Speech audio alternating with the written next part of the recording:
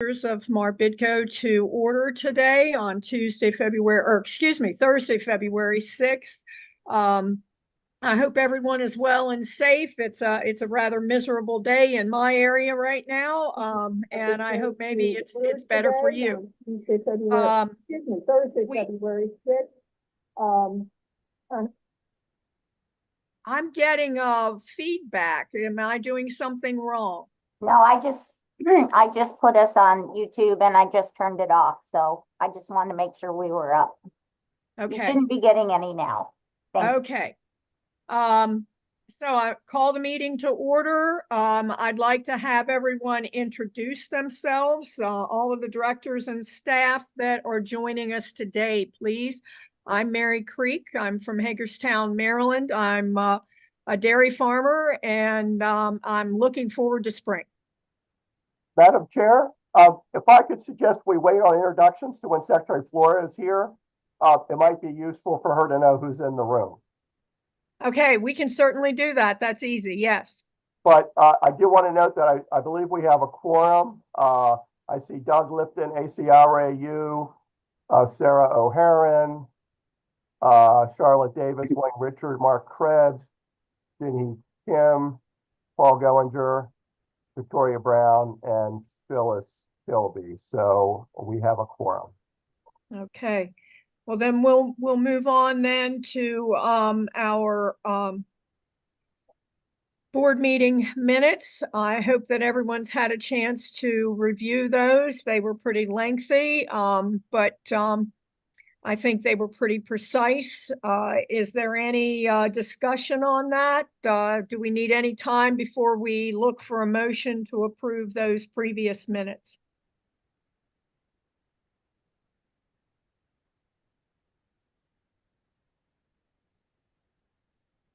Okay. Is there a motion to approve the minutes from the previous meeting?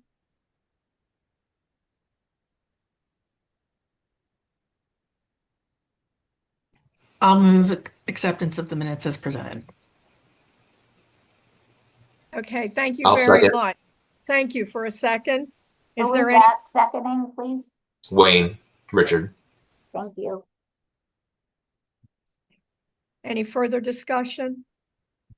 If not, we'll take a vote on that. All those in favor say aye or raise a hand in some way. Aye. Aye. Opposed? Motion carries. We'll move then on into our first item on the agenda, the report of the audit committee. Steve, will you be handling that? Oh, I could start, certainly. Yes, the audit committee met with our outside auditors a couple of months ago. The committee members were Mark Krebs, you, Madam Chair, Dan Ryder, and John Jastrzemski. And I think it was a very positive meeting. We had another clean audit again this year. Mark or others, would you like to make a comment? Yeah, I would agree. Yes, the word was another clean audit and another great job by the MARBIDCO staff. So once again, the board thanks you for keeping the books in great shape. Well, I'm going to thank Tina especially, and her assistant Leanne McCullough, who helps, and she just does a great job. So, okay. All right. So next item. Yep. Would you is the update of the recommended actions from programs the committee, and Steve, would you go ahead and begin that report?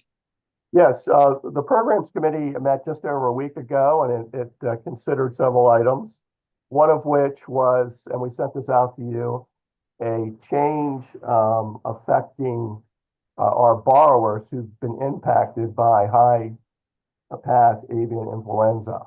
So some of our folks are going to have some cash flow disruptions because of their flocks having to be depopulated, and there'll be some period of time before they can have new flocks placed.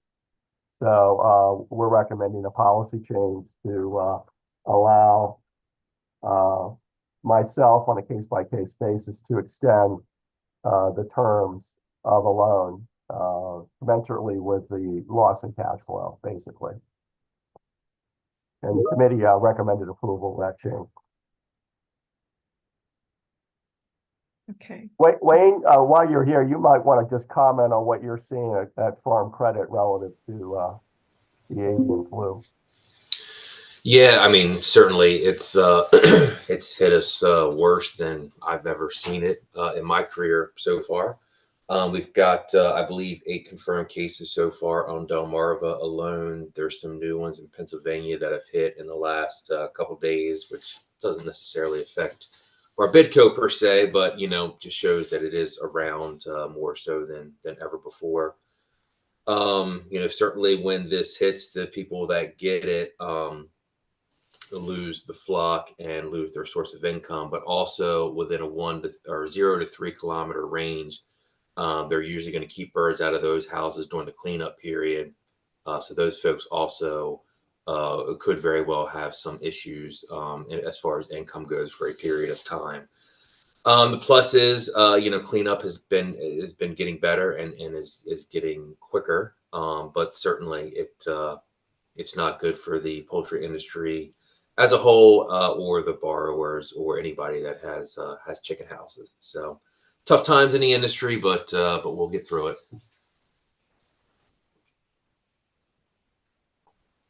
Question about the policy change.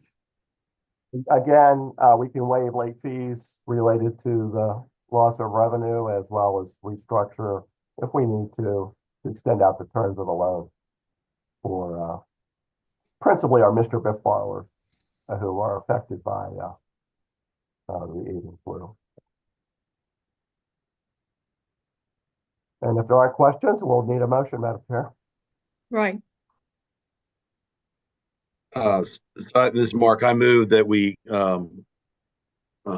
allow Steve or the executive director to make determinations if a particular borrower needs to have their terms changed in accordance with whatever the committee has recommended. I'll second that. Okay. Thank you for the second. Is there any further discussion? Okay, we'll go for a vote. All those in favor say aye. Aye. Aye. Opposed? And motion carries. Thank you very much. I think that's an important thing for us to do. All right, then our co-bank line of credit. We have some recommendations on that. Yes, Madam Chair. Just by way of background, for about 10 years, we've had a $4 million line of credit with CoBank, a big bank in the farm credit system, sort of like a short-term line of credit up to $4 million if we would need it. One of the covenants with the agreement with CoBank was that we had to have a $2.2 million annual appropriation, which I think, as you all know, our core programs are now fully self-sustaining after this fiscal year. So we're no longer receiving a large appropriation from the state government. So we needed to tweak that. And also, I met with a representative from CoBank, the regional office where CoBank is actually in Hartford, Connecticut. So he came down to meet with me. And they reported that they really needed to raise our unused facility commitment fee from 15 to 20 basis points. We really haven't used the line of credit very much. We used it on a demonstration basis a couple times years ago. So this has not been a profitable venture for CoBank with their engagement with us. So they asked if they could raise the unused commitment fee. And in considering how we would use that and looking at the past loan revenue projections that we shared with you at the last meeting, it seemed to me that we wouldn't really need more than $3 million, worst case anyway. So, and we're budgeting about $6,000 a year for this. So we've indicated to them that we would lower the line from $4 to $3 million. We'd have a slight increase in the unused commitment fee, which again is budgeted at $6,000 a year. And because of that lower line of credit, the minimum net worth because we're doing away with the annual appropriation provision, the minimum net worth would be increased from 30 to 40 million. Right now we're something over 60, but it'll drop a little bit over the next year or so because of some of our specialty fund programs. But we should be north of 50 million anyway for a while. And then the collateral we're offering is certain collateralized loans. And we had been providing CoBank with a $10 million list of collateralized loans. Because we're going from 4 million to 3 million, we're lowering that collateral amount commensurately to the 7.5 million. So that's what the committee approved, and that's what we're recommending for you all to vote on. Okay.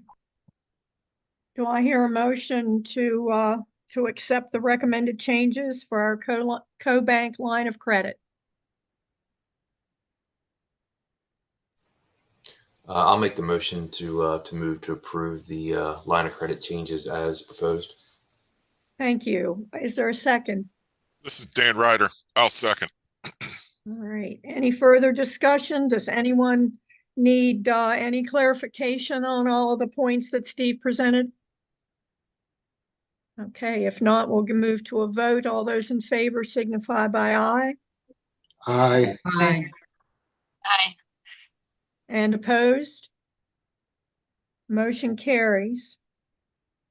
All right, the next item that the Programs Committee addressed was the proposed thematic, the loan and grant livestock program. Some changes because of our budget on that. I just sent you all a revised version of the cover page of that, and unfortunately, I am having trouble opening that. Stacy, are you able to open that document? Yeah, just give me a second. Steve Conway's trying to join. I just want to send the email to Jill.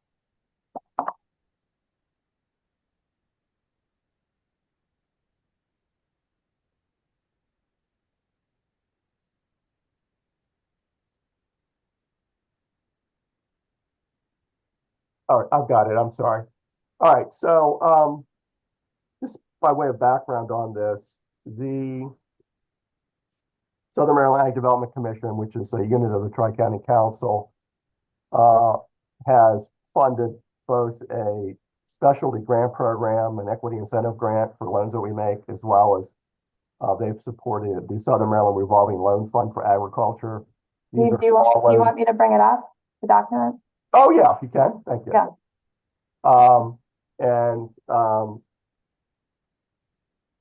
So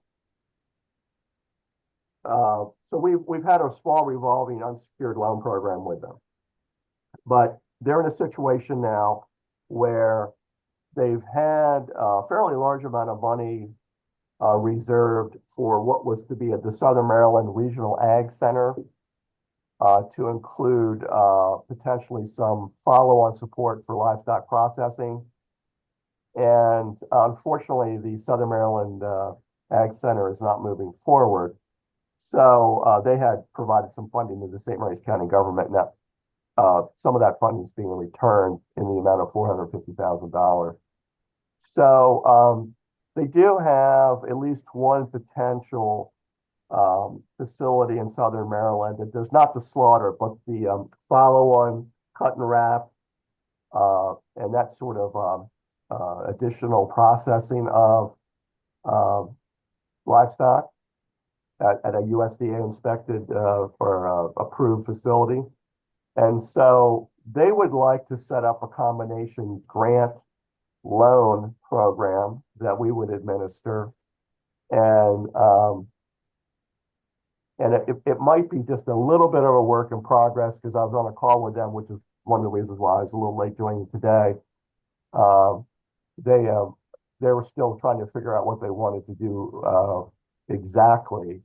But what I think we're going to do is to have a loan program of up to $300,000 to have up to a 50% grant component. And we would make loans at and this would be a collateralized loan since this is a larger amount of money. So we would make a loan at 4.5% interest. We would charge an origination fee that SMATIC would pay, would be a reasonable amount to cover our costs of initiating or originating the loan. And then we would also provide the grant funding as well. So that's what we're looking at. This might change a little bit as they refine what they want to do. But I think, since it's their money and we've helped them in the past, we should probably consider doing this again in this particular format. Does anybody have any questions?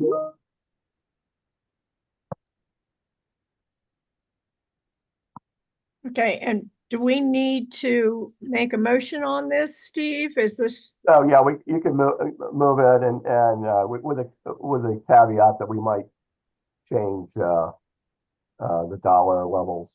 I heard on the call 250,000 this morning. I was having some technical difficulties joining their call, and I heard 250, not 300. So this might be a work in progress relative to that, but you get the idea. so more a motion in theory? Is that what we need? Yeah, just to approve in concept what we're talking about, recognizing that the actual dollar amounts might vary a little bit. Okay. I'll move acceptance of the recommendation to create the Southern Maryland Livestock Processing Revolving Loan Grant Program to be in concept. Okay, is there a second to that? I'll second that. I'll second. AC. All right, any further discussion? Do we need any clarification as best Steve can provide? Will you come back to a future date when there are I will plans? send out either a finalized version of it, but it's not going to be. I think the issue is the dollar amounts for the loan versus the grant. I think that's where there might be some further discussion, if that makes sense. Can you Steve, say again who made the motion and who seconded it? I Charlotte, moved, Charlotte. who seconded it? I did. AC. AC. Oh, AC, okay. Thank you. thank you. Okay, any further questions, discussion? All those in favor of the motion, say aye. Aye. Opposed? Motion carries. Okay, the next item would be our guest speaker. Are we ready for that, or do we need to I don't think it's not quite 10:30, Madam Chair. Maybe we can Right. take the next item on the agenda and then go to her. Maggie's on. Right. Let's go ahead and talk about the legislation, and then maybe that'll be a good. Sure. lead. Yep, go ahead and you can start with that. That's a lengthy one, but go ahead and get started. Well, the committee last week took positions on 3 bills. The first one is a bill that would let the Maryland State Department of Education procure under a master contract local farm food outside of the lengthy procurement process that exists with the Board of Public Works. So this was seen as a way to help the State Board of Education get, or State Department of Education get more local farm food into the schools. And so the committee thought that was a good idea. Of course, we have our local farm food aggregation grant program, which we hope is helping to build capacity for getting small farm food products into institutions, including schools. So the committee is supporting that one, and MARBIDCO is supporting that one because the committee is our legislative committee.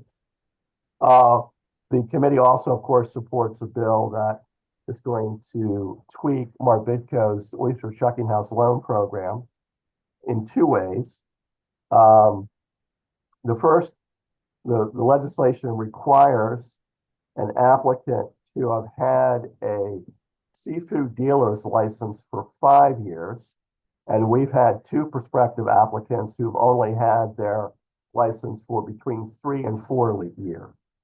And so this was actually a discussion at the last meeting of the Agriculture Advisory Council. And so that makes one change. And because that change was being made, we have had calls from prospective applicants who've really not been able to borrow enough funding from, or enough money from us to do the projects they've wanted because they haven't had a sufficient number of full-time employees to qualify for the higher loan amounts. The current law requires or limits us to making a loan of $25,000 for each full-time job being created or retained, or up to $10,000 for each seasonal full-time job being created or retained. And so what the legislation does is it just makes it $25,000 for each full-time job created or retained, or each seasonal full-time job being created or retained. That will provide the more funding in terms of a loan from us for these oyster shucking house projects. And so that's what that legislation does. And so since it's in our interest to do this, the committee is supporting that as well.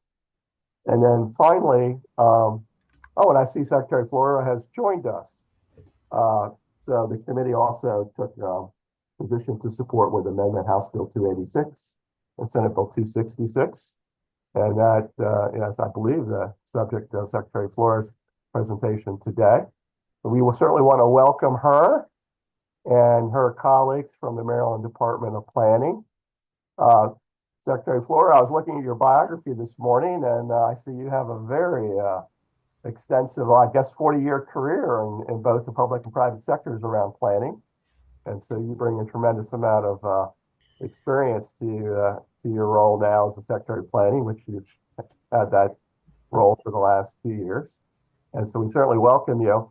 And if I could just provide maybe a little historical context, 30 years ago in a former life, I was actually very involved in the creation of the original smart growth legislation and spent countless hours in meetings at the department's former office space at State Center, working on the legislation that ultimately became law.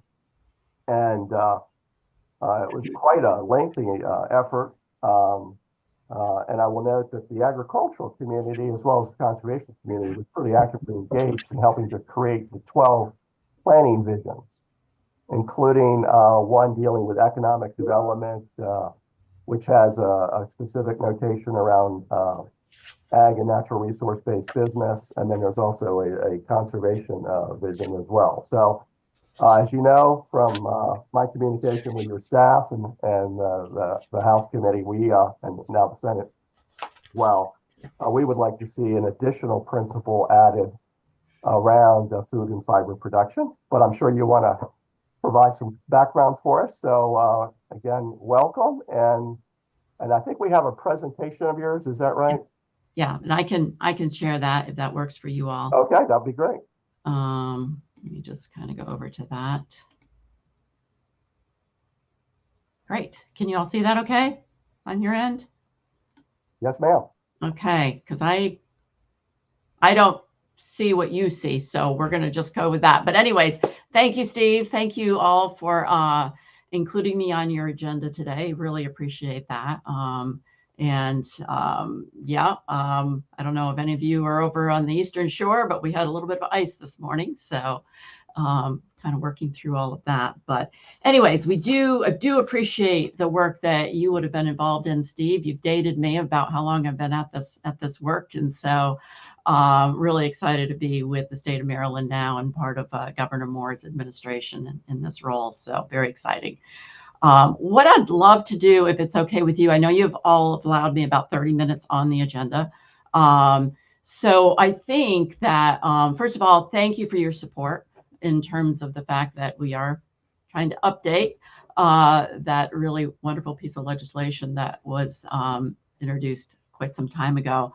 But thank you for, first of all, your support, and totally respect the amendment that you're providing. And I would like, through our presentation, just sort of give you some context of how we're approaching this particular update and amendment to that legislation, the land use policy legislation, and perhaps that'll shed some light on where we're at. And maybe I'll see some of you tonight at the Taste of Maryland Agriculture. We can always talk more there too. So if any of you are going to make it to that.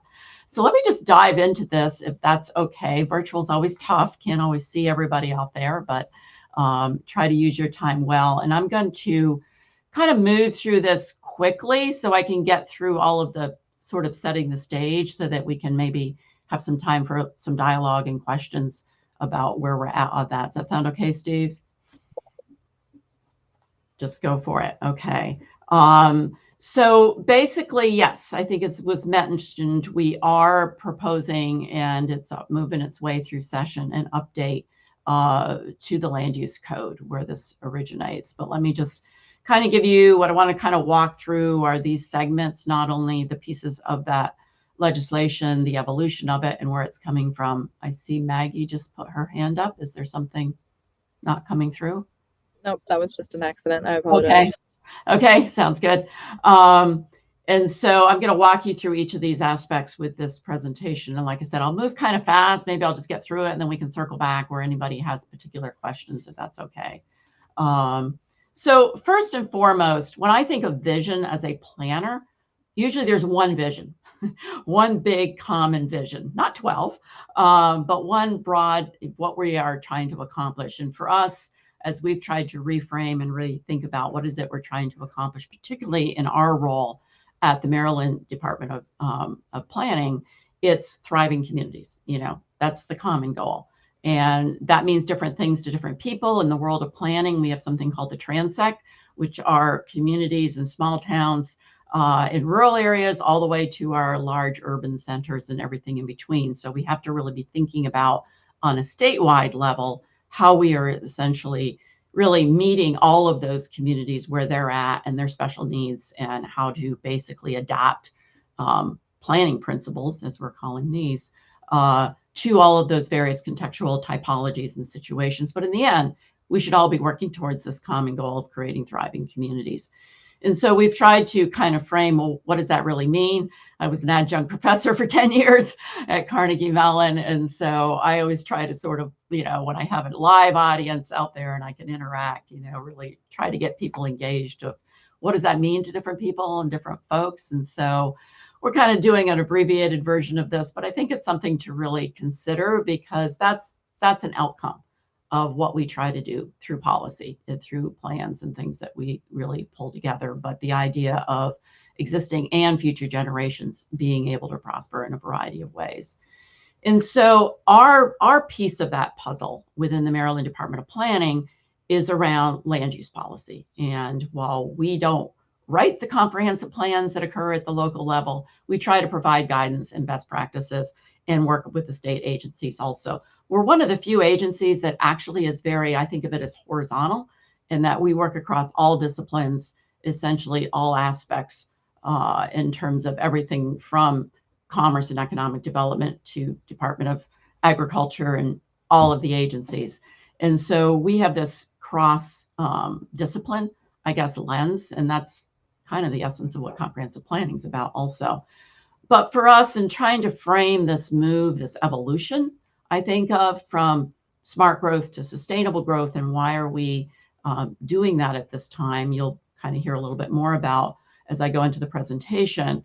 But what is our approach to how we grow, and how do we do that in a sustainable manner so we are balancing all of these core principles of economic, social, and environmental implications for now and future generations. And so sometimes it's just good to have that common grounding of what do we all mean by this. And for our piece, once again, when we framed the principles, it was from the lens of land use policy and how that can have an influence on these various other things that go into creating a thriving community. At the same time, you'll see on the right-hand column of what I go through later, what we're developing, and I'll talk about that more in a minute, an implementation guidance, which is not regulatory, but really trying to use metrics and indicators that would be around these three core issues of human well-being, climate change, and economic opportunity to really as outcomes of how we would really be applying these principles. So once again, just trying to set the groundwork here. In terms of the growth policy, folks like Steve know it better than I, having been there really at the beginning, and I'm sure some of you also were in that case. But yes, our growth policy in terms of in the code is both under the land use code and under the state finance and procurement code. And these are the sections we're specifically including in our legislative amendment that we are doing to the code. And that's really where you can find that. I have sent the presentation over to you all, and we do have hot links to some of these things that I'm going to be referencing. The other thing to keep in mind is that this did originate back in 1992 in the Planning Act of 92. There was one amendment in 2000 around APFs in growth areas. And then, of course, the larger expansion that went from an original 7 to the addition of an 8th, and then to 12 visions, basically. And these are all just quick little flash summaries. There's a lot more detail, and the links to these are here. So what we have proposed in 2025, over 15 years later, is simplicity, is basically to become very focused, to utilize the language of planning, which is more around the principles for these types of activities, with one big vision. And so that kind of gives you the trajectory of what has occurred over the years and where we're trying to be now. And by creating a more simplistic platform framework for how we think about growth policy in the state of Maryland, we have the ability to be more adaptive in the implementation guide, not in the statute, which kind of ends up getting stuck in time. Sometimes that's good, and sometimes it can be bad when we have a fast-changing world around us, and we need to be able to be more adaptive. So the good news is all that work has been a big success. We met the 30 by 30 goals. We know that a lot of that has been the easier, lower hanging fruit to some regard. We still have to meet 40 by 40 goals in terms of preserving and protecting lands in Maryland. From my perspective, as my leadership role with Maryland Department of Planning, getting to the 40 by 40 is actually going to be very much dependent on how we think about growth and development inside those particular growth areas, and ensuring that we are optimizing how we grow and who we're growing for, and to add to what was a large focus of where we grow in the beginning around smart growth. So we really want to sort of build on what was done and do better in terms of best practices, in terms of sort of how we grow. And that's a lot of what's kind of been the catalyst behind this update that we're proposing. So we do believe there's a lot of potential that wasn't really, it's not that I don't think anybody did anything wrong. I think everything was great, but it's time to sort of now circle and sort of say, well, what's happening inside a lot of those growth areas? Are we doing it as best as we possibly can? So we think that there's a lot to build on in terms of the foundation of the smart growth policy, create more guidance in terms of how we grow, focus more on who's benefiting when we think about growth policy in the state of Maryland, provide more consistency. One of the things we learned is that it's kind of all over the place right now. And so there's a lot of confusion And that's why we want to be very simple with getting back to 8 very simple, straightforward principles that we can then provide more detail around in the implementation of those in the implementation guide that we are already starting to build out. So I want to go into the principles specifically. I'm watching my time to make sure I can kind of get through a lot of the meat of what we're doing. And so the big thing for some of you that may have not been as close to, although I'm sure you have since you put in your letter of support with amendments, but yes, a name change. 12 visions. Typically, y'all, I'm sure have done strategic planning. We all have at this stage, that audacious big vision. But in the planning world, having planning principles that then will help us achieve that vision seem to be very important to why we would want to kind of use more of the planning terminology in this update of the name change. We have adapted the existing visions. In some respects, we have gone through to feel like we've been capturing, but there was a lot of duplication. And that was the right thing for that point in time. But try to create a little bit more, not only simplicity, but I think,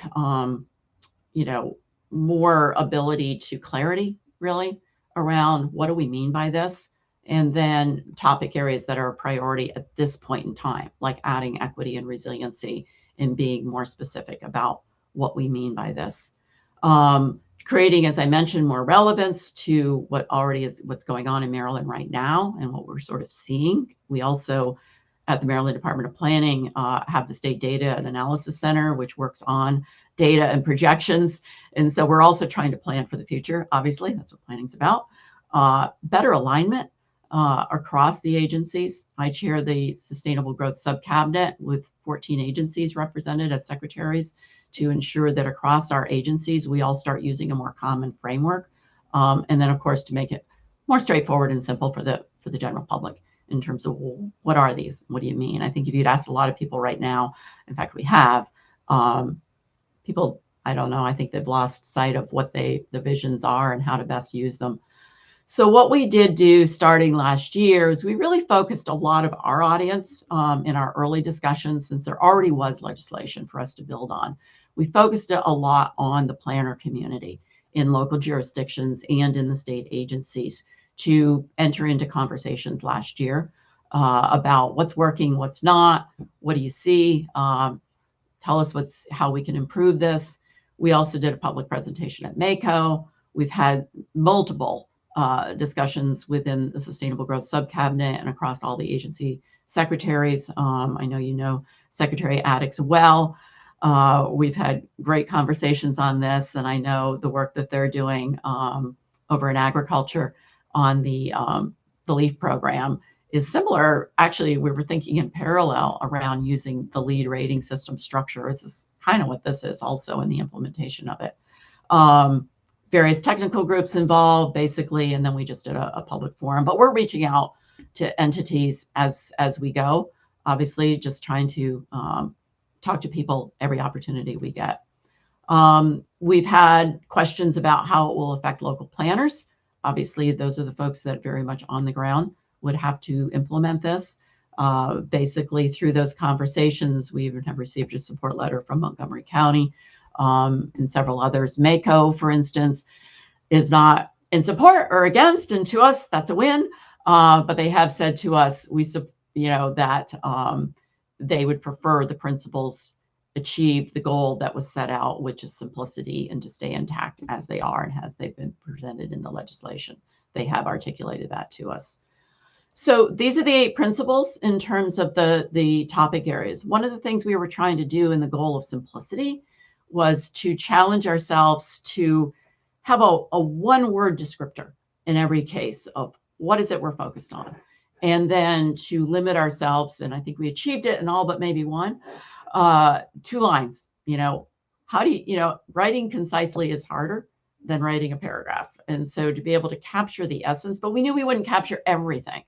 So the other manner in which we're capturing the details, so to speak, is in this implementation guide that will be available and which we will be reaching out to multiple folks through the creation of a sustainable growth network in the development of that guide. That can be a living document. It can be adaptable across the transect. And I am going to talk about that a little bit more, but I want to walk you through each of the principles. And I'm going to move through these kind of fast, but you have the presentation. In each of the next 8 slides, you'll see a statement in quotes at the top. That's the principle that is in the amended legislation.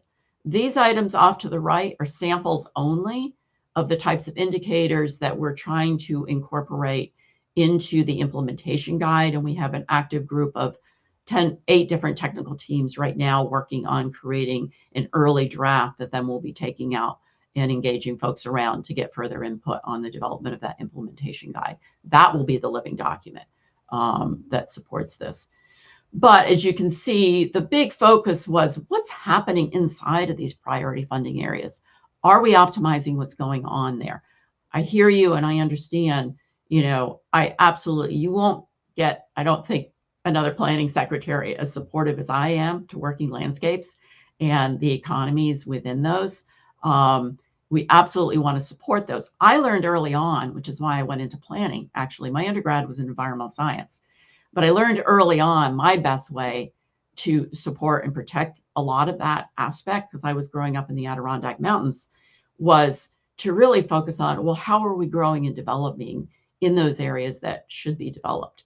And so a lot of what this does try to do is focus on doing better about how we develop, so there will be less pressure and less impact on those areas outside of these priority funding areas and however these get defined moving forward. So we want to optimize the land where it should be developed in those proximities, and that will put less pressure on those areas that we're trying to preserve and protect. Transportation, we think of as networks.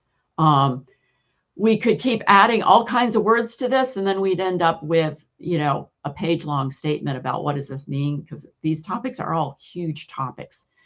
To capture all of that, we're working on this implementation guide. We are trying to capture the essence within these very simple, straightforward statements around connectivity, the big issues we're trying to wrestle with right now in the state around energy efficiency. We know transportation is the biggest factor right after built environment around how we focus on energy type issues.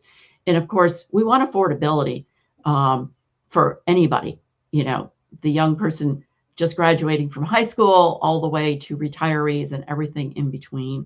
We want to be able to have an ability to have housing for all of those types of populations, whatever level they can afford. And we need to have connections to this. Now, on the transect that I mentioned earlier, in the more rural communities, you'll notice I didn't put in TOD, transit-oriented development. In a rural area, we have to come up with other solutions around connecting people to jobs that basically don't have us always dependent on single occupancy vehicles. That could be trails, that could be carpooling, that could be microtransit options. We have to keep in mind the ability to adapt this primary statement toward a variety of situations at a variety of different typologies and levels across the state. Housing, another one. As you know, we have a major housing crisis, major housing gaps across the state. Some parts of the state actually have a lot of vacancies. And so once again, we're trying to focus on the core issue of thriving, vision of thriving communities, which is dependent on mix of housing types, which gives us a mix of different types of households that can be in communities to help communities thrive across the state. The economy, as you've been hearing the governor speak lately, that is probably our #1 focus right now, because we have a major budget deficit. We can cut expenses, and we are doing all of the above, but we also have to grow the economy. And in growing the economy, there's a lot of different ways in which land use planning and policy can support that. But I think the biggest thing we're facing right now is the fast changing markets. And when we have codes or plans that take many years to develop and then get kind of stuck over here, and the market changes on the flip of a dime, like we saw happen in COVID, we have to be able to be adaptive to those changing markets and innovations. It's also happening in the the industries within working landscapes. We're seeing all kinds of new possibilities and innovations coming out we want to be able to adapt to that and how we think about growth policy, whether it be oyster farms or different methods that are being used in farming or forestry to be able to find ways to innovate. Equity, this is where we have captured the essence of the who. How do we ensure that we're not only just saying, oh, people showed up at a meeting, they participated, we had a meeting, but are we really engaging all parts of the community, particularly those that have been most left behind, particularly the diverse sets of voices in underserved populations that aren't always at the table, but someone might say, yeah, we had 100 people show up at the meeting. Well, who was there? Did we go to them? Did we find and make sure that everyone was involved? And that can relate to a whole variety, not only demographics, but physical locations and a lot of ways of defining this.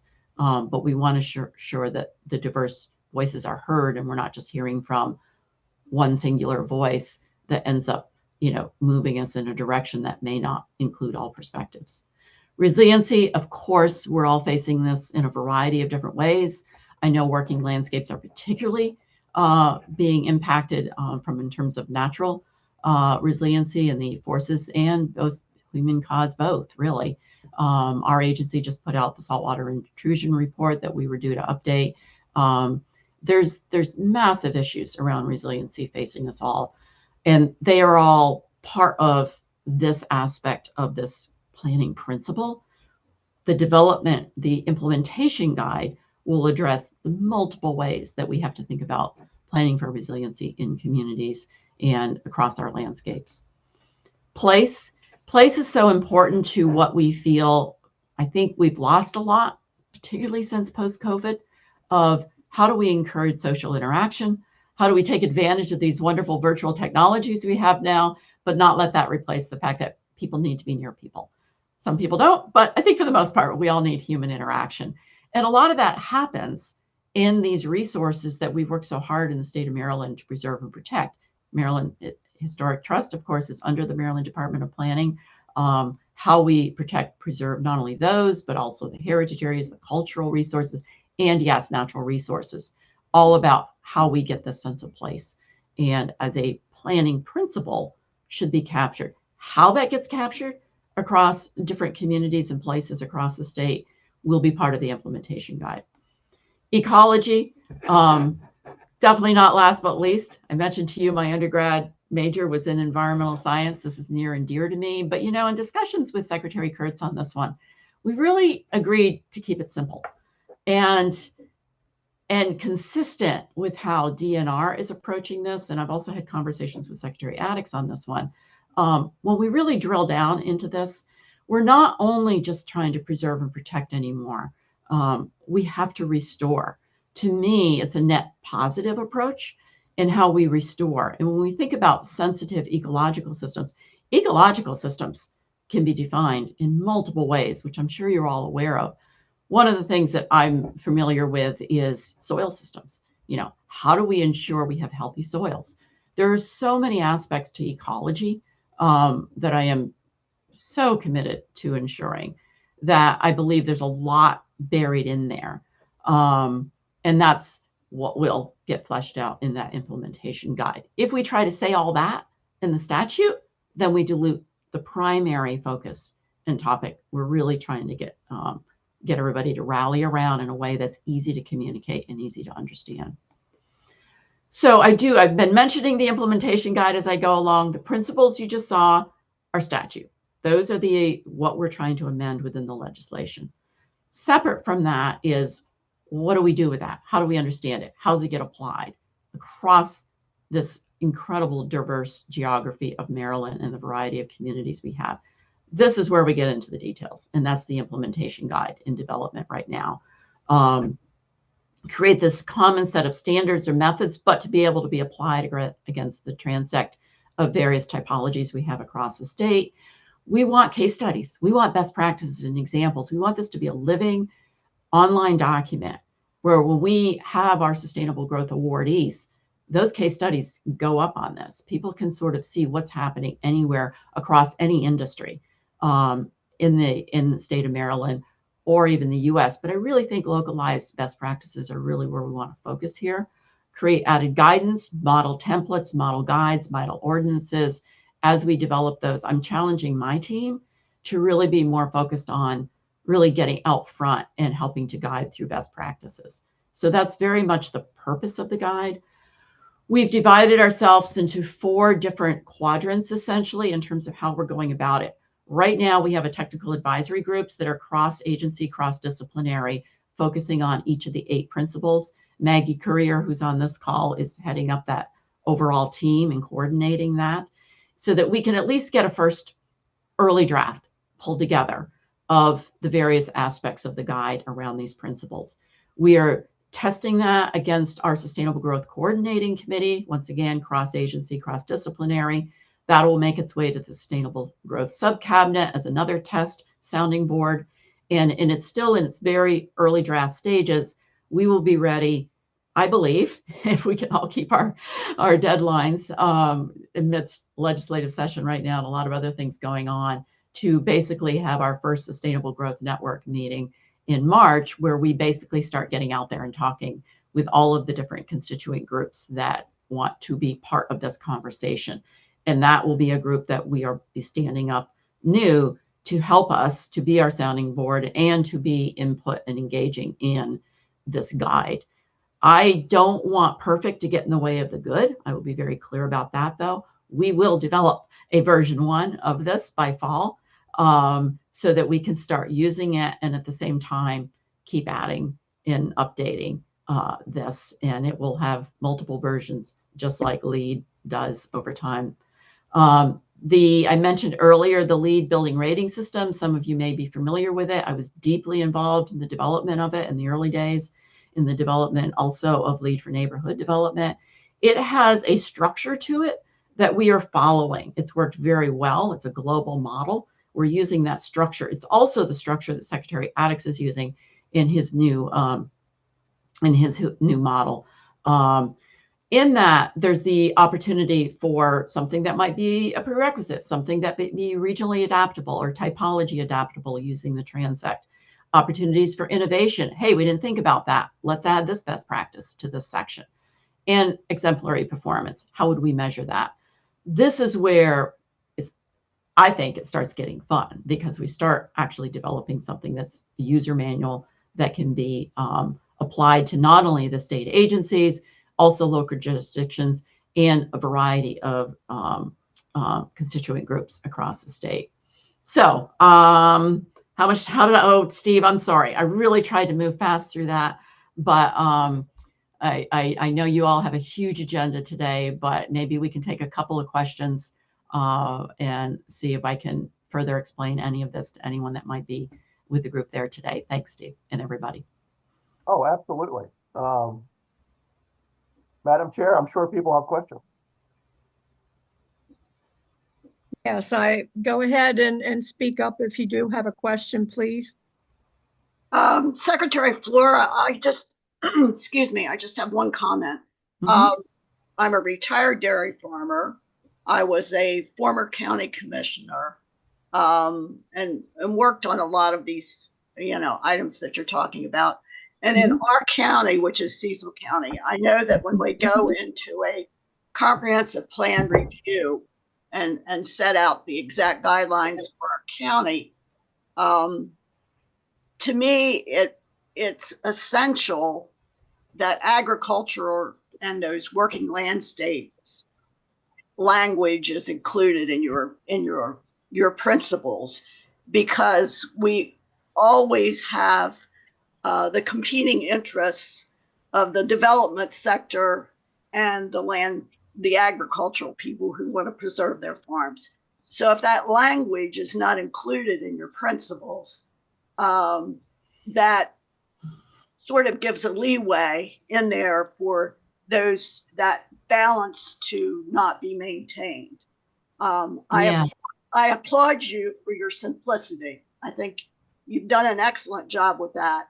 And you're right that what we want to do is drive growth to the already developed sectors. But, we've got to keep that balance. And I think that agriculture and those working industries need to be included in your principles. But thank you for your work. It's wonderful.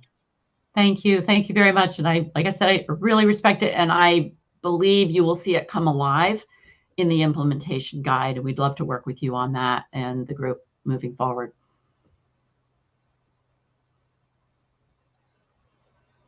You have other questions? Well, Madam Secretary, What we have Stan have his hand up, I see, maybe. Yes, thank you for the presentation. It was excellent, and I agree with Ms. Kilby. I think you and your staff have done an extremely good job of simplifying a very complicated document, and and I'm encouraged to see that the principles remain. The principles that matter to, I would say, us on this call today remain embodied in the intent of the document. But I also share Phyllis's concern that in the process of creating that simplification, well, I can say I, for one, have very much appreciated the specificity of the former document, because it was that language that we've been able to point to in the past that has enabled us to generate discussions that have led to good positive outcomes.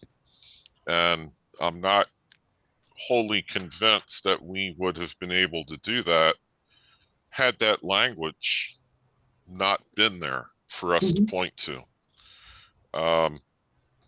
So that's my concern.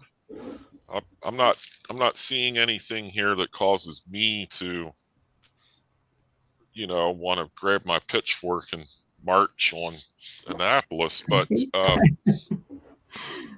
it is something that that I do find very valuable, and I would hate to lose that ability to be able to point to the actual guiding document as the basis for coming forth and saying, hey, we like this or we don't like this, or hey, here's a new opportunity that nobody's really thought about before. Just to give you an example, we have used this the existing legislation and planning documents that eventually led to us being able to develop model zoning ordinances that brings the wood processing sector up to modern times. And had we not had that language, I don't think we could have done that. That's just a very specific example of how we've used it. I'd like to be able to continue to do that. Great, thank you. And once again, I know you have to move on your agenda, and I really respect what you're all saying. And I would like to see that come alive in the implementation guide and actually be even more useful. I understand statute's different and everybody wants everything in the statute. My dilemma is that the minute I start adding one industry, I have to add them all. And then we lose, we end up right back where we were. And so I think you don't know me, so you have no reason to trust me. All I can say is that the implementation guide and our work in best practices and working with a variety of industry sectors is where we really, really want to actually create even stronger reinforcement of some of these principles and issues through that, rather than, and I believe it's in there. It's in all of them in their own way, and we need to help others, I think, with that. But I get it. Believe me, I do. I live in Chestertown. I grew up in a rural area. I totally understand where you're coming from. I'm just trying to look at policy that is actually approachable, usable, and implementable. And that's sort of where I have to try to make sure we do our best. So thank you for your time today. Madam Secretary, before you run, I share the concern about trying to reduce to very few words the broad principle. And frankly, we were struggling with that to try to come up with a very brief Mhm. phrase to Yes. express the thought. And as you probably saw in our testimony, we started out with like 30 words and ended up where we are today. And your staff has the latest version that we're working with. So we do appreciate your consideration of it. And thank you again for joining us. Great. Thank you all. Take care. Maybe I'll see some of you tonight at the event. Take care, everyone. Bye-bye. Bye. Thank you.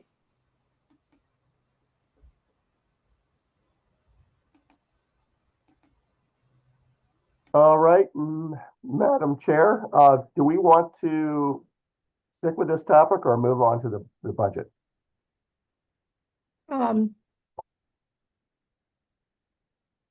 I I have no feeling for it, but maybe some of our participants would. Why don't we go ahead and finish this while we're on it? Is there anyone that has any comments or questions among our board members and for our audience about this topic? I'll chime in. This is Charlotte. The Rural Maryland Council also submitted favorable with amendment testimony on this. We took a slightly different approach on our amendments. We tried to integrate the our concerns into those existing 8 principles. So just taking a slightly different approach. But I do believe the MARBIDCO amendment that was submitted in the Senate will eventually get incorporated into what comes out of the Senate. So I think, we have a good opportunity to get our concerns addressed through the legislation, but it's legislative session, you never know. But we're working on making sure that, our concerns in the end are indeed incorporated into those principles. And just to be clear, I think I did send this out to you. The verbiage that we're using, that's the latest and greatest version, is as follows: food and fiber production, support agricultural, forestry, and seafood enterprises and the working lands and waterways that sustain them. So it's kind of a holistic look at our traditional rural industry. Of course, half of Maryland's land area is privately owned working farm and forest land. So, and of course, the entire population, likes to have 3 meals a day. So, it seems pretty important. Okay. Anyone else have anything to share? Okay. I mean, I'm just thinking about her wanting everything to be like super simple and one word to capture each part of the vision, or it wasn't the vision, whatever the principle. I wonder if we could come back with the idea of where they have land, say land and sea, land and rivers and sea, land and land and produce. I don't know, something that I feel like what she was trying to say to us was, I'm going to boil each of these categories down into one word, or maybe we could get her up to a phrase, and then everything else is going to come in the background. And I appreciated her, like, yes, I'm on it, I see it, I know it, but you also have no reason to believe that if it's not written down. So I don't know, that's a thought. If there's some like literally either add a circle or say, like, could we make land and water, and that would just kind of at least bring in that whole piece of our world that maybe is getting missed here, to think about the fisheries industry. And we can hope forestry fits under land and agriculture fits under land. At least that seemed to be my best place to put them. It's just a thought. That's the RMC amendment. So Yeah, okay. we There you added go. preserve open spaces, agricultural lands, forests, and natural habitats to support working landscapes. That, and I appreciate the wordsmithing, because we really struggled with just to It's get so to hard. that. Right. I'm like, one word that captures, but that seems to be what she said. I'll consider it if it's one word or less. Okay, anyway, we'll just throw that out there. Thanks, Charlotte. Victoria, you have your Yeah, hand up? we are speaking of Senate Bill 428, are we not? Is that the bill that we're talking, what this is related Bill. to? Bill 266. Oh, House Bill. 266. Okay, 266. We didn't have any problem with that one. The other one we did. Okay, got it. All right, thank you. I just wanted to clarify what was what. Okay, thank you.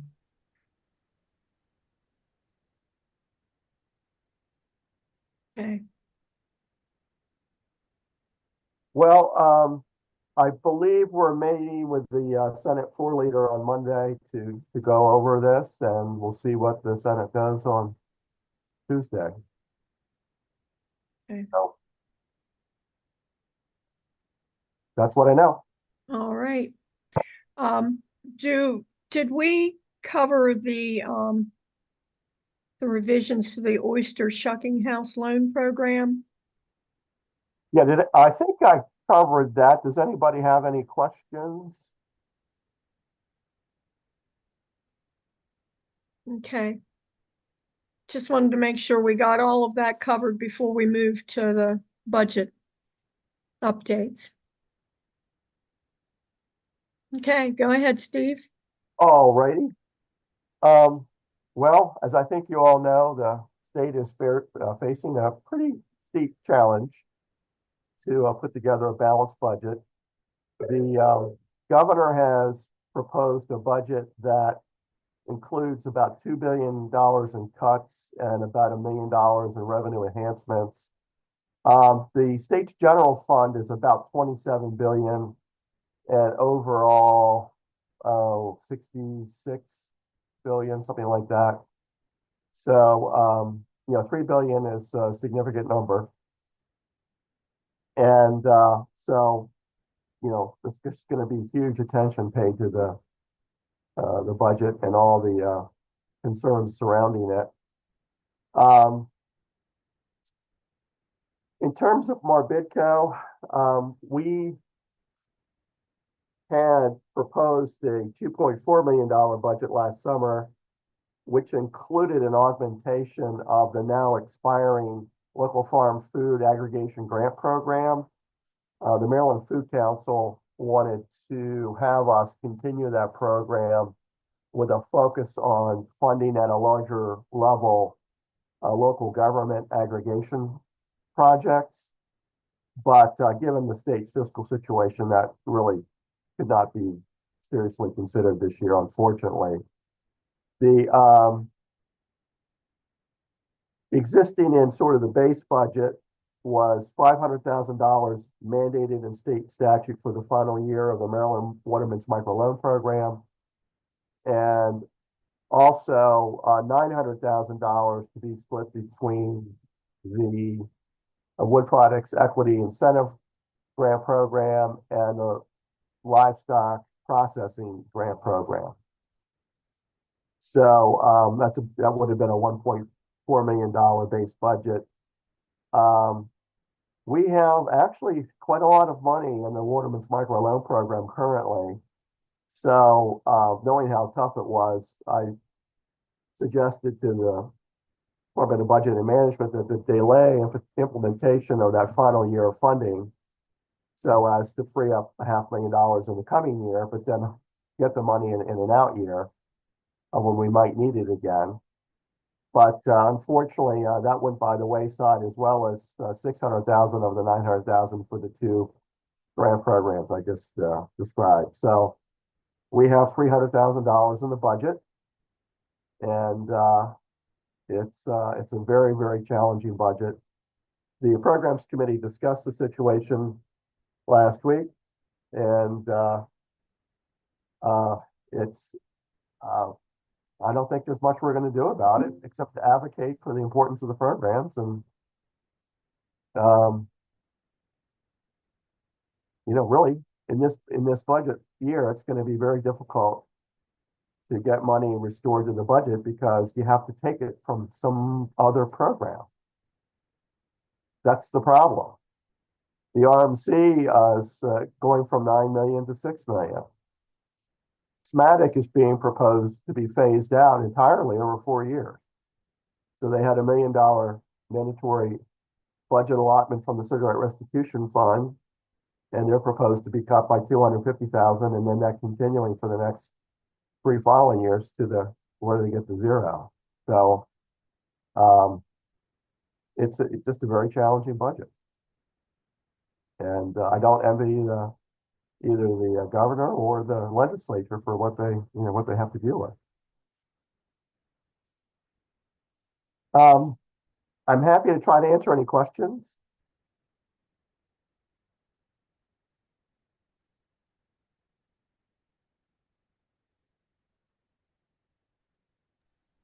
Hey, Steve Connolly. Yes. And I think addition to that challenge is maybe some of the federal funds that the state receives are going to be under extreme stress in the next budget year. As you know, I think there's real concern. We've really relied a lot on taxes from income taxes from federal employees, and there looks like there may be a reduction in force at the federal level, so that could have some real impacts. And so I don't think even if we get a budget passed, I don't think that's the end of the story. I mean, FY26 is going to be really challenging. That's a good point. Things going on in Washington are very, very challenging. And I forget the exact percentage. I think something like 16% of Maryland's workforce are federal employees. So, I mean, that's a huge percentage. Yeah, I mean, it actually saved us a bit during COVID because we had all those federal employees and they kept getting their salaries. So I think it's just going to be challenging this next year, and the following year has even bigger potential deficit. So 27 is even worse. So looking at the bright side, our core programs are fully funded now, so we could continue to do the collateralized lending that we think we need to do. And I sent you all, of course, a revised loan projections spreadsheet that illustrates that. Tina, do you have the ability to call that up while we're on that topic? Yes.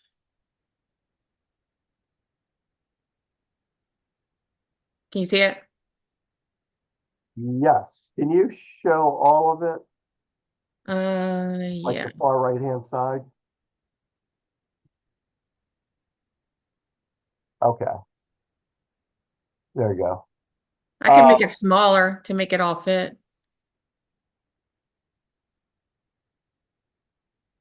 There we go.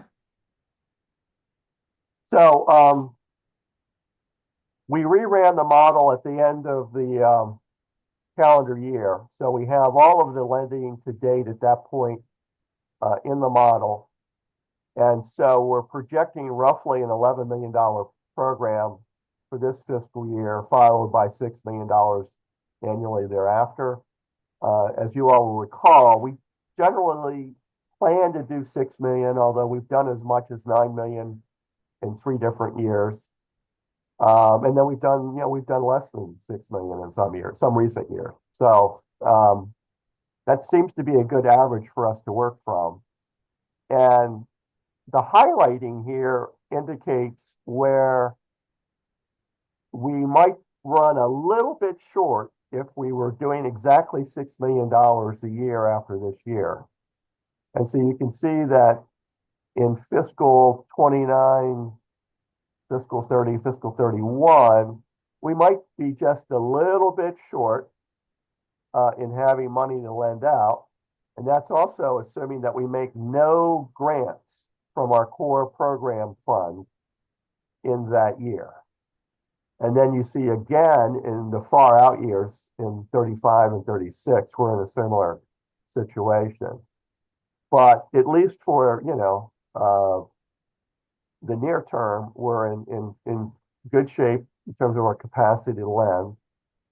But also in the middle of the middle column there, in the far out years, you see that we're a little bit short on interest earnings from our loans that are revolving. So I just want to be a little bit, mindful of that. That's again way in the future, but the model suggests that we have to be cognizant of that over the longer term. So happy to take any questions about the model or anything to do with the budget.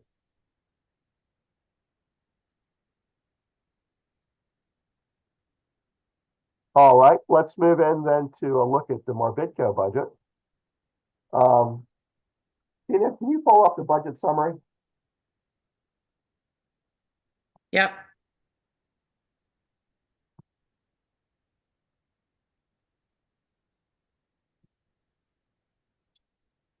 Okay, and I don't think this reflects the, or does it? Is this as of today, Tina? No, this is as of December 31. We have since received the second half of our state appropriation.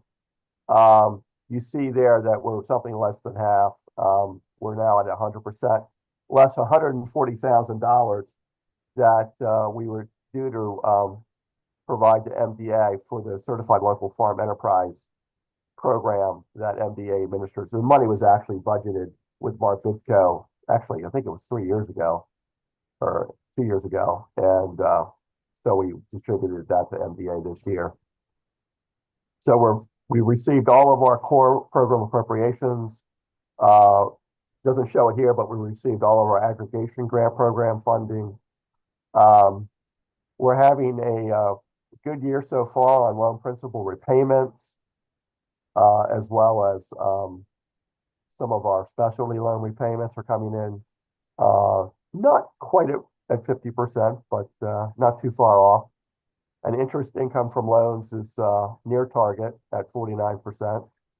Our program income is doing very well, and the reason for this is we were able to purchase some certificates of deposit right before the interest rates went down. So we're generating a little more revenue than expected from our CDs. And we also are running ahead of budget on the next gen program repayments, as well as other income. So that is that. Operating expenses, nothing out of the ordinary there, under budget, thankfully. And then in terms of programmatic expenditures, we are doing quite well with the Mr. Biff loan program, as you'll see there in the core loan category. Running somewhat behind with our specialty lending. Lending in the Waterman's micro loan program has been down over the last year or so. So, of course, we made the change last year that we can lend at higher amounts going forward, up to $40,000 with a boat purchase. So we were hoping that the utilization of that program, because boats were really now fully eligible, we'd see an uptick in requests. We have had a handful of requests this year. Specialty grants, we're right where we should be in terms of the budget. And then of core program grants, we're at 35% of what we had budgeted. 235,000 was the budget from the core category. And then the next generation program, you can see has about 1.4 million of the 3.6 that we budgeted for this year. So that is a summary of where we are. I'm happy to take any questions about the budget. We can dig into some of the individual programs later, but happy to take questions now.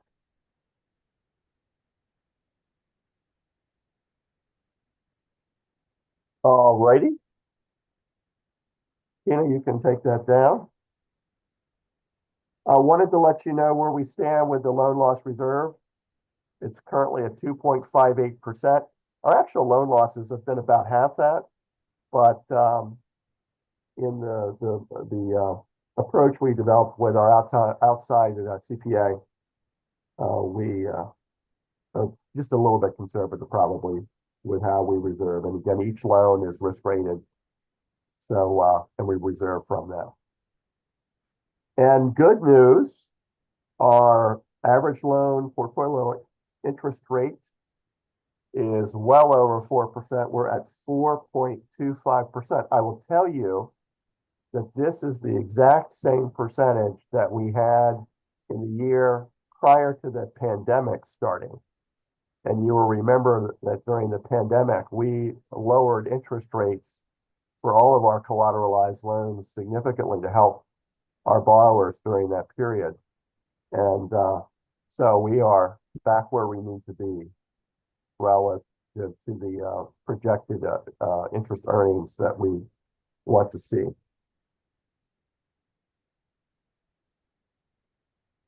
So that is that. Tina, can you call up the summary of loans paid in full document? Yes.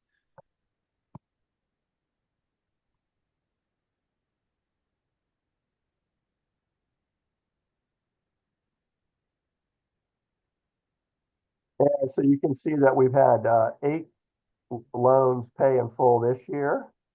You go down to the bottom, Tina. And you can see how we're running there with early loan payoffs. And this is a number that we can't predict, but we get some number of early loan payoffs every year. We've had 3 payoff early this year for an extra unanticipated $858,000. So we just like to point this out to you. Last year we had 1.25 million come in earlier than expected. Happy to take questions about that. And then Tina, if you can follow up the programmatic activity report.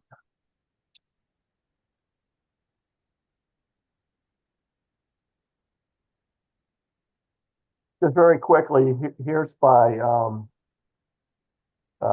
category of our programming, starting with the core lending programs. You can see there. Now, loans closed and approved sometimes crosses fiscal year. So, for example, if we approved a loan at the end of last fiscal year, we might actually close it in this fiscal year. But you get a sense there of how we're doing so far. You can see there that we've had 2.4 million in direct mischievous loans that have closed and 2.4 million in loan participation programs. We've done 6 of those so far with Horizon Farm Credit. Thank you very much, Wayne, for your help with that. We are now fully operational with Horizon Farm Credit, and we're working with Colonial Farm Credit right now to launch the participation program with them. And we've done, by the way, 1 large animal vet loan so far for $18,000 for a truck purchase. Mentioned here is $474,000 in a livestock processing loan.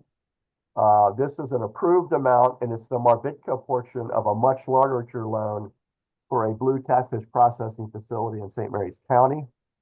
The remaining, I think it's all in about 1.8 million, not counting the grant component. And the rest of the money is USDA rural development money. We were in touch with them this week. They do not believe that the funding for that program is going to be rescinded. So we're hopeful that they will be able to approve that loan as well, and that we'll be able to close the loan with the applicant. So that's the word on 4 loans, including the livestock processing loan fund program. Specialty loans, you can see there.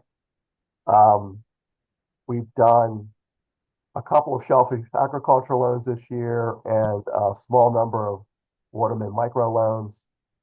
As I mentioned, we're holding a fair amount of money in that program right now, so we're in good shape for the foreseeable future. I will note, however, that young and beginning watermen are eligible for the first time for this program beginning this summer, beginning July 1st.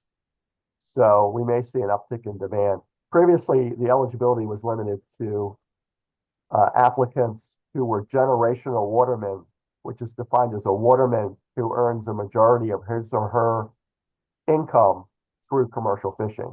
So we have had quite a few applicants that have applied that have not been eligible because based on their tax returns, they're earning too much of their income from other sources other than commercial fishing.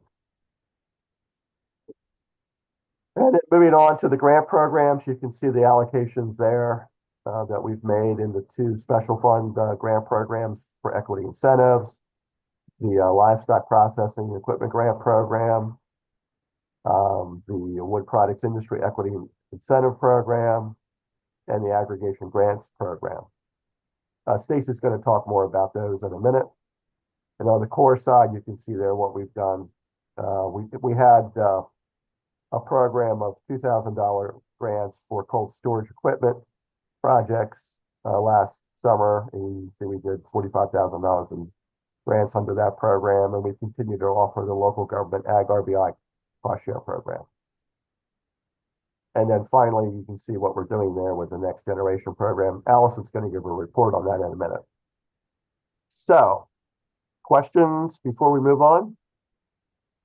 All right, Tina, we can move on. All right.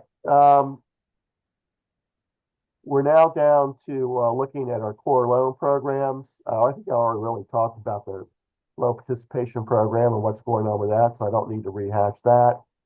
We did have the one large animal vet loan. Some of you will recall at the last meeting, we talked about opening the program up to all veterinarians, even those that have been licensed for more than about 20 years. I don't know if you want to stay the course since we've had one applicant, or you just want to open it up to all veterinarians. I don't have a strong opinion one way or the other. But we can revisit this again at the next meeting if you all want to do that.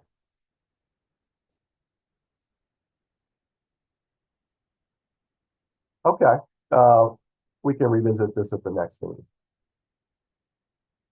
Moving on to the specialty loan programs. I really wanted to talk just about the livestock processing loan program. We have the one approved project in St. Mary's County for blue catfish processing, as I mentioned.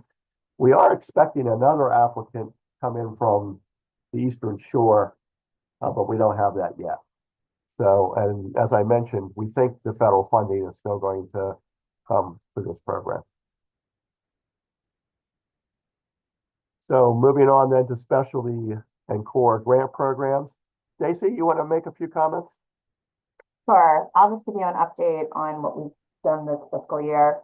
So in the beginning of the fiscal year, we opened the Wood Products Industry Equity Incentive Grant Program. We had 13 complete applications. They requested $527,979 in funding. We had a little bit more than that available, so we funded all the projects. And let's see, they had a total projected project cost of 3.1 million, so that our money leverage, it was 6-to-1 leverage ratio of the grant funding. So that shows you how far, our grant is enabling these businesses to go with their investment into equipment. We've had one round of the livestock processing equipment grant open and closed. And with that, let's see, where do I have that? Approved 6 applications for $199,446.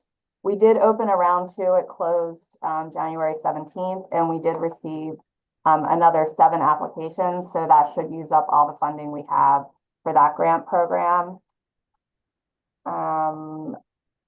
And then the Certified Local Farm and Fish Aggregation Grant Fund, as you remember, we did partner with MDA for their Resilient Food System Infrastructure grant program. They're still waiting to hear from USDA on who is approved for that. So we do have that money encumbered, but we did open the grant program again. and we received 5 applications, 3 of which were approved. One received preliminary approval, and that was actually the Montgomery County. They're applying for the public sector grant. And then we did deny one project because it really wasn't an aggregation project. And those applications were reviewed by our grant review committee, which includes Sarah, Paul, AC, and Don, along with Karen Fedor from the Maryland Department of Agriculture. So thanks to all of you for participating in that. We did open that again because we still have funding. So I think that closes the end of February. So we'll see if we get additional applications for it. And then another grant we have open right now is the Maryland Value Added Producer Matching Grant Program. And this is where USDA offers a value added producer grant. They have a $75,000 grant for planning and a $250,000 grant for working capital. Our grant helps provide the match for the applicant to the USDA program. So we would provide them with a grant up to, it's basically a 15% towards the match that they have to provide. So that is open right now, and we are waiting to receive applications. Are there any questions?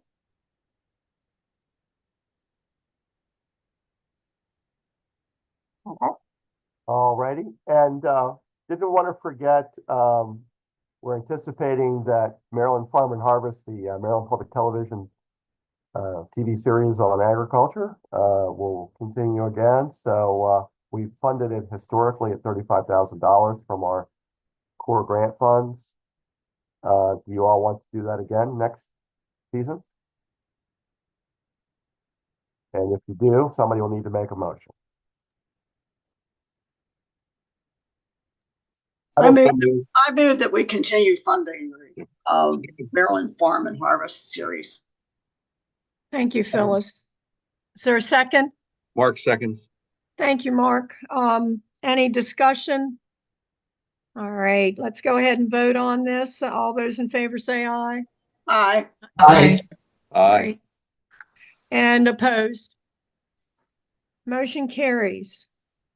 I was going to say that this is the highest rated locally produced MPT series. So people apparently like it. And it's very well done, I think. All right. Allison, are you prepared to talk about the Next Generation program? Yes. Let me pull up the sheet. All right, can everyone see that okay? Yeah. Okay, cool. So just our next gen report. As you can see, we go through and show you guys how many we've done since the initial start of the program in 2018, and then what we are doing in this fiscal year. So we've processed 4 applications, we've had 4 approved, and we did have 1 withdrawal. And as you can see, we have 4 that are pending closing. And furthermore, you can see our preserved acreage from the program. So the 43 projects across all the counties. You can see the number of projects within that county and then the acreage preserved or to be preserved. Going down into the SANG program, we have processed 3. There are 2 that are in the works. So hopefully they're going to go to the review committee later this week, and then we hope to have you guys look at them shortly. So we appreciate you guys looking at them and voting on those. And we did have 1 deny that was reviewed as a denied. So as you can see, out of the 4 projects and the 100 acres that were preserved on the SANG program. Is there any questions?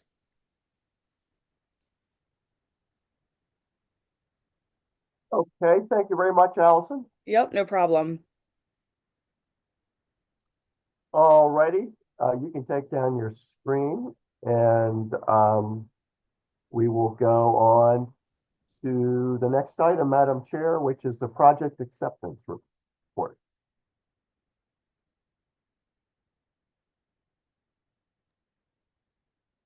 And this is the report where we approve all the projects that have been funded since the last time you all met. It's actually, I believe, 38 projects, not 65. Okay.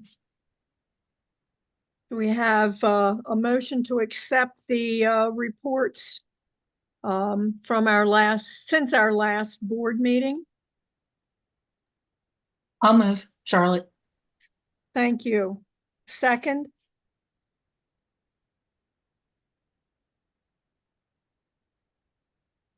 Gotta remember to take your Oh. mute off. I'll second. Thank you, Phyllis. All right, any discussion about any of the projects that we've been going over for the last few minutes? Is there a list in the packet that I missed? Yeah, we can put it on the screen. Tina, can you do that? Yes, hold on one second. There we go. It's kind of small.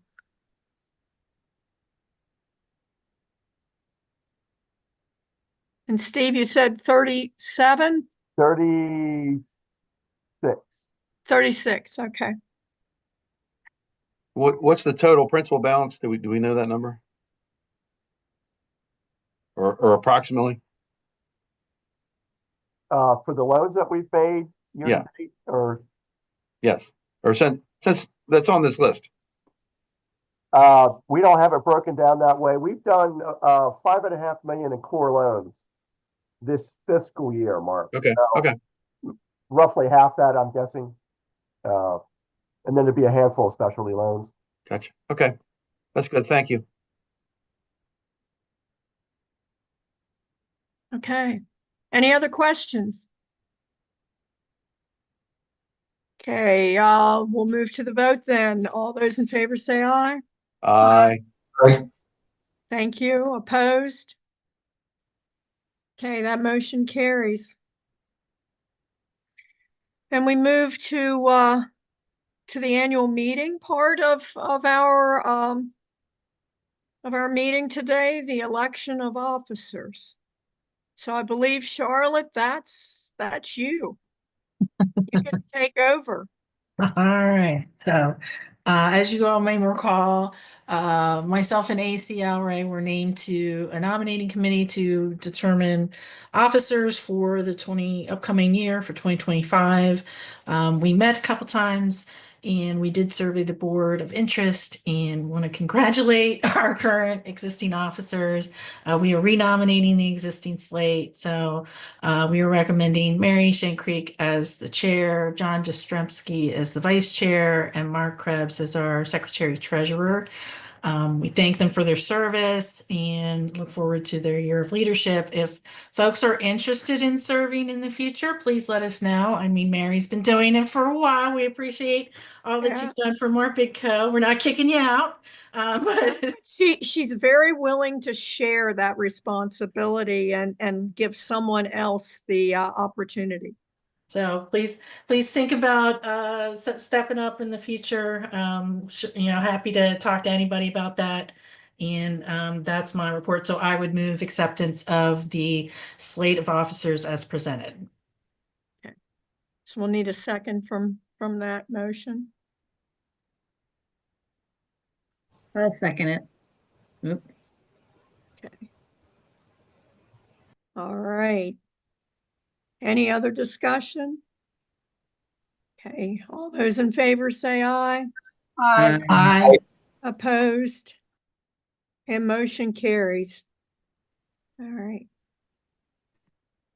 All right, then the next item to consider are our review of the 24 and 25 operations.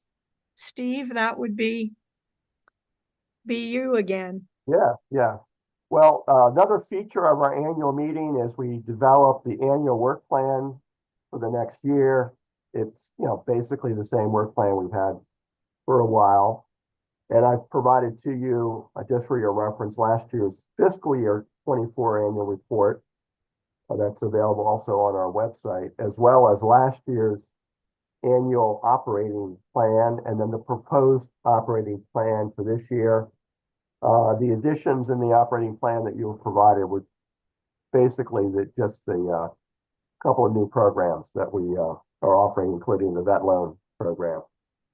So I don't know that I need to spend a huge amount of time on that. I will observe, given what's going on with the federal government, I'm not sure that there'll be many new opportunities for new federal funding in the near term. But other than that, and similarly, given the fiscal challenges that the state is facing, I suspect the counties are going to be in a similar position. So I'm not sure that the county governments that we've been having some conversations with over time, particularly Howard County, about setting up programs like SMATIC has had with us. I don't know what the prospect would be for county funded MARBIDCO related programs, if that makes sense. But we will certainly continue to have conversations if those entities wish to have them.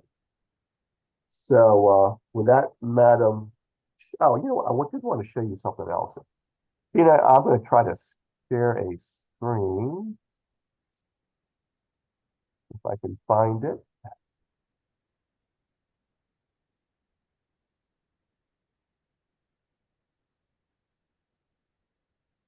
Does everybody see that? Yes. Here's a calendar year look at the statistics.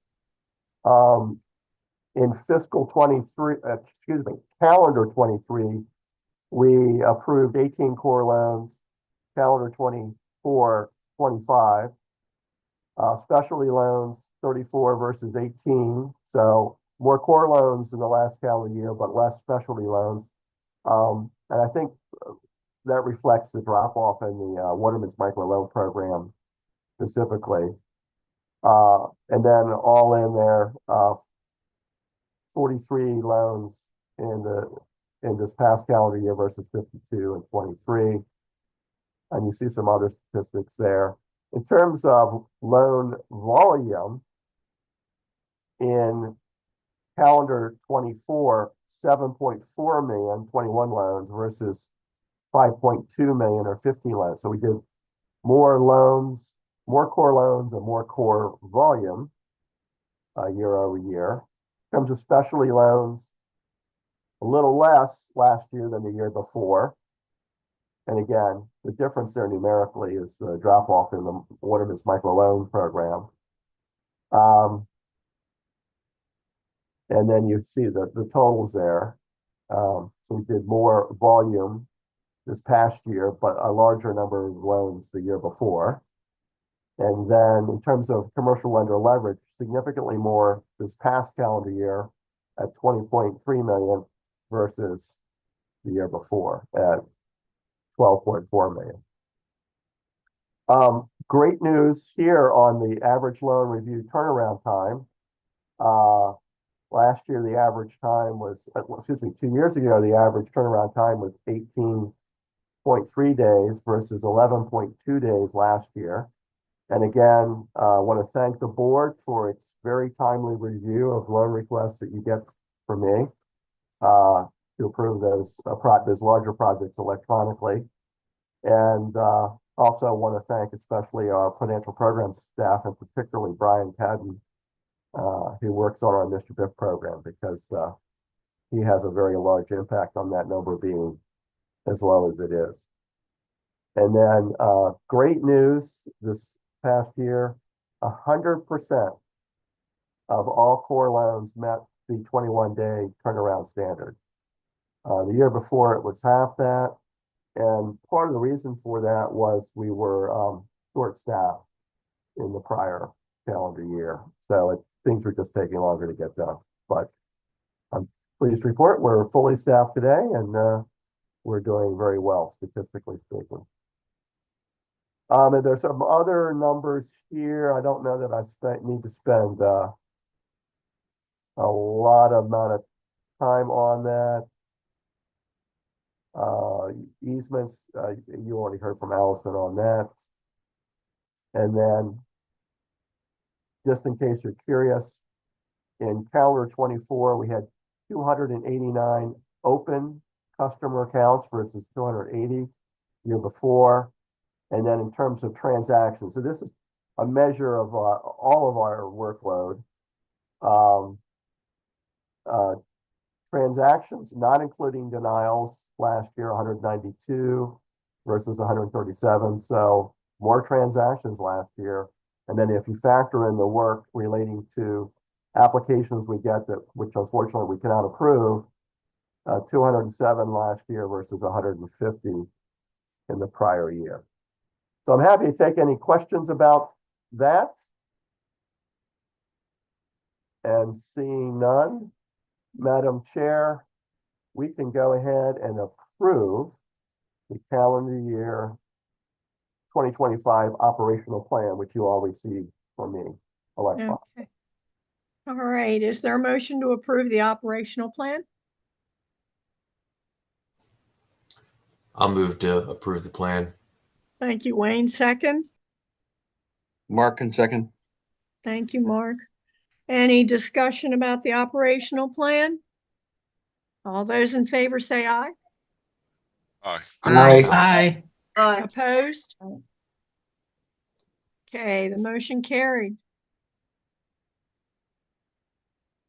All right, Madam Chair, I think it's time for me to give a couple of updates. I did want to mention that at the request of the Pennsylvania Department of Agriculture, I made a fairly lengthy presentation to a forum that they hosted electronically for commercial lenders, state legislators, Farm Bureau and agricultural organizations, and other state officials recently. And Pennsylvania is very seriously looking at ramping up their ag finance support. They're looking seriously at the MARBIDCO model. I was sure to mention the low participation program as a model that I think is replicable in other states because significantly less staffing is required to administer a low participation program than a full-blown direct lending program. So anyway, thought it went well, and they are going to continue their work on that. So Wayne, I'm not sure if Horizon Farm Credit was represented there or not. I didn't recognize all the names of the folks in the meeting, but just FYI. I sent you all a summary of all of our marketing outreach and programmatic activities for the last calendar year, including very recently. We've been involved in a number of midwinter events with various ag and other organizations. This is a busy time for outreach in the winter months. So I want to thank my staff for all their work in manning booths, etc. And then I also wanted to recognize an outgoing board member. In fact, our longest serving current board member, Don Darnell. Don was an original board member, and Don could not be with us tonight, but I understand that he is going to be at the at Maryland Live tonight at the Ag Council event. So if you see him there, thank him for us. I had Jill look for some photos of Don. Don was an original board member, and believe it or not, it dates back 20 years. 2005 is when the MARBIDCO board started meeting. And it took a couple years to get some funding. But I do want to recognize Don as he retires from the Maryland Food Center Authority on April 1st. So I want to thank Don in absentia. It's just been a wonderful board member, active on committees, etc. So farewell to Don. And with that, we're just a couple of minutes behind schedule. I'd like to provide an opportunity for any of our agency representatives to say anything that they want to tell us about topical things.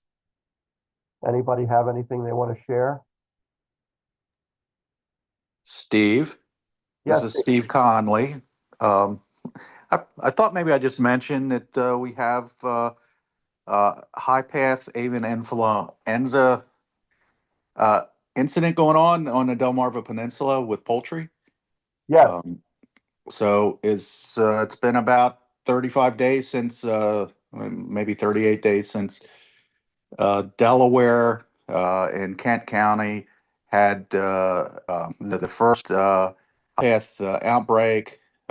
It's followed pretty closely by a second farm in Kent County, a farm in, and then we've had 5 farms in Maryland, one in Queen Anne's County, 2 in Caroline County, 1 in Dorchester County, and most recently 1 in Worcester County.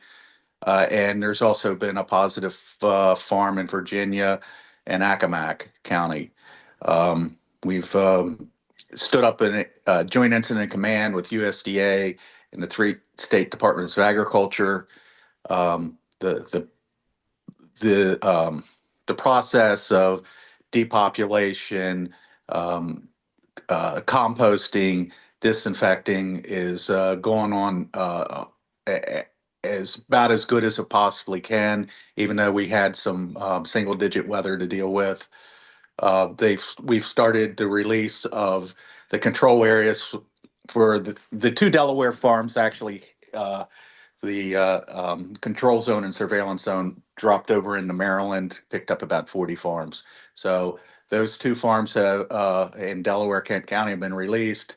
The northernmost Caroline County, the 3rd flock that was infected, has been released, and I think tomorrow we release another one of the flocks. So things are progressing pretty good, but there's a very large viral load in the snow goose population all over the midshore, and it's also infecting black-faced vultures and turkey buzzards. So we've got another probably 4 to 6 weeks before we hope all the migratory waterfowl are out of the area, and maybe the risk will start to decrease. It could possibly have some impacts on our borrowers, but I, I think it's a little I think it'll be a case by case situation. Really about being able to place chicks back into farms in the control area. But the chicks that are and chickens that are in the houses in the control zone are a whole mix of young chicks all the way up to birds ready to go to harvest. And before this is standard operating procedure on the shore, before any chickens go to harvest at the processing plant, prior to them leaving, we do pre-movement testing. It's been going on for, I don't know, maybe 20 years, to make sure that there aren't any reportable diseases, especially avian influenza. So food's definitely safe. And in addition to that, there's an incident back in March in Texas where high path avian influenza H5N1 was found in dairy cows. That unfortunately that has spread to 16 states and found in lactating dairy cows, and we have instituted mandatory testing of milk samples. We're getting them from the processor after they do their quality control checks, and running the samples at our Salisbury Animal Health Lab for surveillance purposes. If we have a dairy herd that, which we hope doesn't happen, has a positive animal, we want to be able to help that farmer isolate the sick animals and allow them to stay in ship in milk, but and also for interstate shipment of lactating cows. We're in addition to the certificate of veterinary inspection, we're requiring that they also have a negative test 7 days prior to shipment of the animals. A lot to unpack there, but it's keeping us busy. Thank you, Steve. And by the way, I don't think you were in the meeting yet, but we did approve the addendum to the loan administration policy dealing with Mr. Biff borrowers who are have some cash flow challenges because of their lack Okay, yeah. of- Thanks, Steve. Sorry, I was shifting from the somatic call to the MARBIDCO call, so. No worries. All right, any other agency announcements? Steve, I want to thank the MARBIDCO and the other supporters. So we have University of Maryland Extension is going through the strategic planning process. So we have conducted the 21, 22 plus 23 plus town halls for external stakeholders and then listening sessions with our internal people. So our town hall participants were about 259. Many of you or your colleagues or your supports, really greatly appreciated.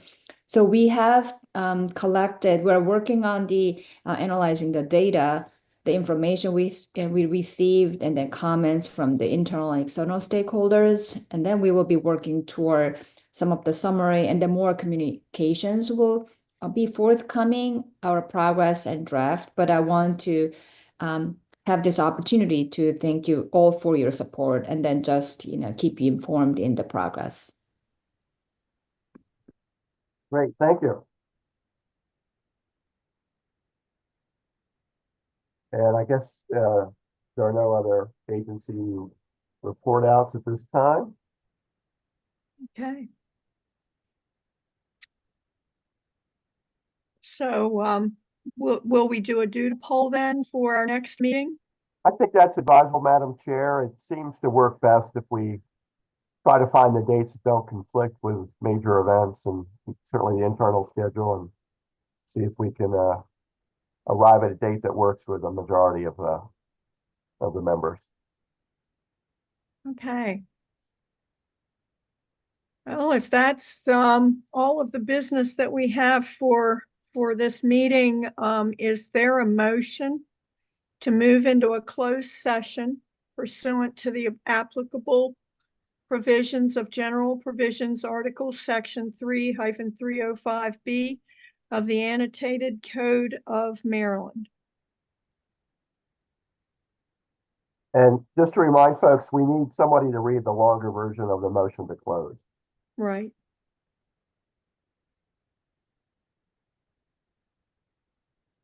Charlotte, do you have that available? I think Charlotte had to run out to another meeting. Mark can read. Mark can. Thank you, Mark.